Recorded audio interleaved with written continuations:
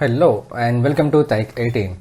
In this video, we are going to discuss about how to make the search and highlight the filters in Power Apps. Like here, if you see, if I filter X here, then it's actually filtering the record as well as it is highlighting that particular content text where it is available.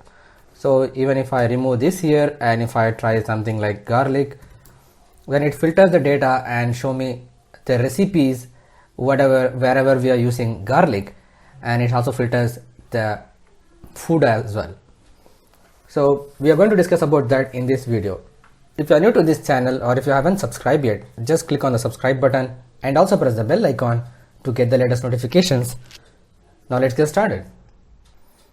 Okay, first of all, I have one collections where if you click here and go to collections, in this collection, I have the information about the title of the food and the recipe, whatever the ingredients which you are going to use inside to that. So these are the two columns which I have here, and this I have already added into this gallery view, where if you can see it here, I have added this recipe list collection. And now to filter this collection in this one, I use a common search. Recently I have made videos about these topics. If you haven't seen that, please go and check out that videos as well. But still, I just want to cover the basics of this one. So this is a text box which I have added here, and I have just given this to look and feel the border radius to be 25 so that it looks like a rounded corner. And this name is txt common search 3, and this is the text label. And if I click on this gallery, I have added here the recipe list collection, and before that I use the search function. So if I open up this search function, it is asking me for the source, text and the columns. So the source is recipe list.collection, and this is the txt column common search.text, and these are the two columns which I want this to search. Not only this particular item, I just also want to search inside to this title as well. But if you don't want to include the title, you can just keep the item, the column name within the double quotes, so that it can filter only on this particular column. Right, so after that we need to add the text boxes and other things inside to this gallery to view the data. So here I use the text label where I have assigned this to be this item.title so that it can just bring the title information. And here this is the main thing. So let me just format this one so that it can easily understandable. Okay, so here this should be just this item.item to show me only the content of it. But if you want to highlight it like how I have shown in the example, like garlic is in red color here. So to do that, instead of using a regular text column which is coming up from here, text label or text input, we need to use the HTML text. So this is what I used here. So after that I have assigned this value, this item.item, and then I need to use the substitute function. So basically the substitute function will replace the particular content, and then we can assign the value to that.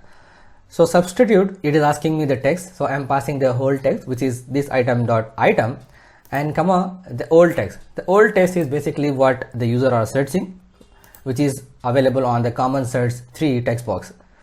And after that we need to use the HTML syntax. If you are aware of HTML syntax, then you can easily apply that. Even if you don't know about the HTML syntax, this is pretty much easy.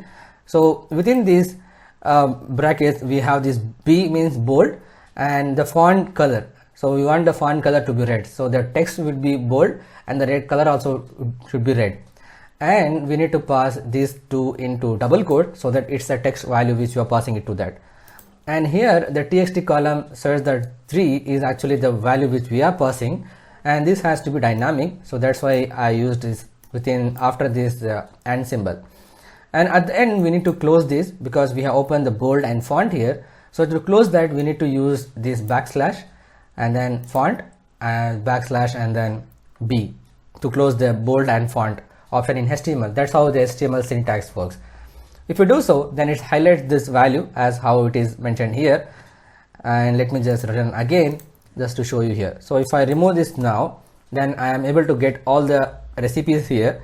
And if I want to filter only the milk, for example, then it's just filtering me this coconut milk here and also coconut milk here.